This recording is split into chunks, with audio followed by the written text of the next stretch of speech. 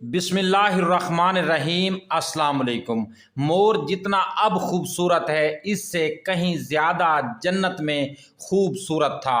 मोर की खूबसूरती पे सभी परिंदे फिदा थे, लेकिन इन सब खूबियों के बावजूद मोर से ऐसी कौन सी खता हो गई थी जिससे अल्लाह तबारक व तआला ने मोर को जन्नत से निकाल दिया।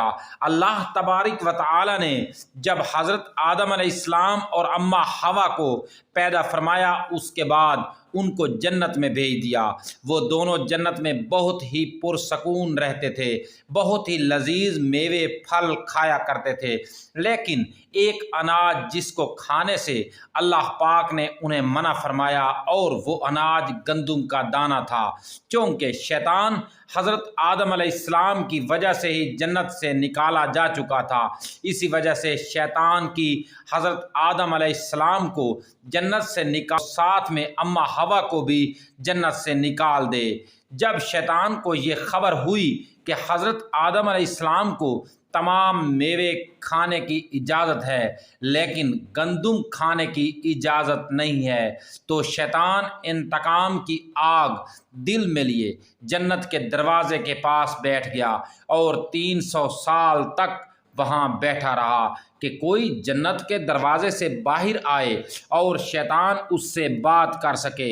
एक दिन अचानक से मोर जन्नत से बाहर आ गया। शैतान उसको देखते ही बहुत खुश हो गया। शैतान ने पूछा, ए खूबसूरत परिंदे, तुम कौन हो? मोर बोला, मोर हूँ। अब तुम अपना तारुफ कराओ। शैतान ने जवाब दिया कि मैं आलम करूबिया का एक फरिश्ता हूँ। मैं अल्लाह पाक की इबादत से एक पल भी गाफिल नहीं हूँ।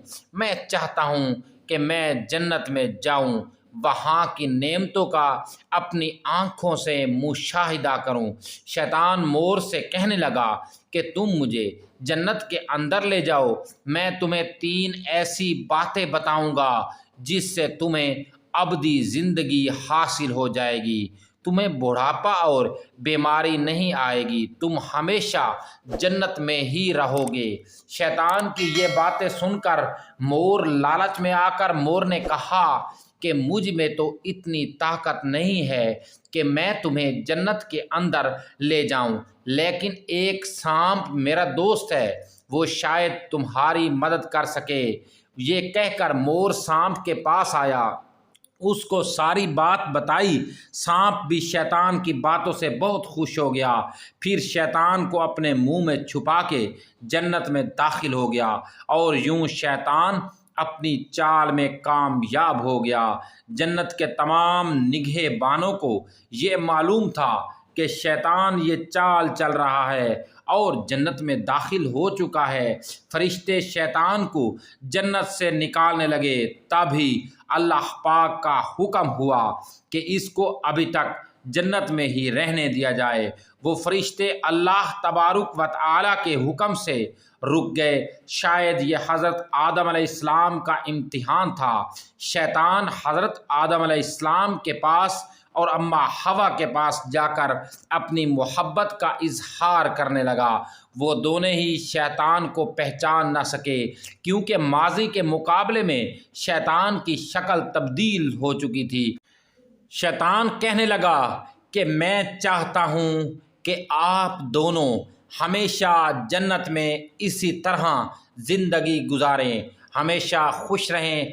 हज़रत आदम अलैहिस्सलाम उसकी बात बहुत गौर से सुनने लगे। शैतान ने कहा, अगर आप मेरी बात मान जाएं तो आपको जन्नत की और भी तमाम सहूलतें मिलेंगी। हज़रत आदम अलैहिस्सलाम शैतान के बहकावे में आकर कहने लगे कि ये किस तरह मुमकिन है। शैतान कहने लगा, एक गंदुम का दाना अगर आप दोनों चख लें तो आपको अबदी हया हासिल हो जाएगी और आप जन्नत में ही रहेंगे। ये बात सुनकर हज़रत आदम अलैहिस्सलाम के दिल में رجحان پیدا ہوا، لیکن ان کے دل میں اللہ تعالیٰ کی نافرمانی کا خوف غالب آ گیا، جبکہ اماں حوا شیطان کی باتوں میں آ گئی، جس پر اماں حوا نے حضرت آدم علیہ السلام کو راضی کر لیا۔ پھر اس کے بعد ان دونوں نے اس گندم کے دانے کو چکھ لیا۔ جیسے ہی گندم کا دانہ ان کے اندر گیا تو دونوں کو سطر واضح ہو گئے، جس کے بعد دونوں اپنے اپنے سطر چھپانے لگے اور خوف خدا سے کانپنے لگے۔ اسی دوران اللہ تبارک و تعالی نے فرشتوں کو یہ حکم دیا کہ حضرت آدم علیہ السلام اور اماں حوا دونوں کو زمین پر اتار دو۔ حضرت آدم علیہ السلام کو سری لنکا کے قریب نیچے زمین پہ بھیج دیا، جبکہ اماں حوا کو جدہ کی سرزمین پر اتار دیا گیا۔ جن خوبصورت پیروں سے چل کر مور شیطان کو جنت کے اندر لے کر آیا تھا، وہی خوبصورت پاؤں اللہ پاک نے مور سے لے لیے۔ سانپ جو اپنے منہ میں شیطان کو چھپا کر لایا تھا، اس کے منہ کی خوبصورت خوشبو کو چھین کر اس میں زہر ڈال دیا گیا۔ پھر مور کے ساتھ ساتھ سانپ کو بھی جنت سے نکال دیا گیا۔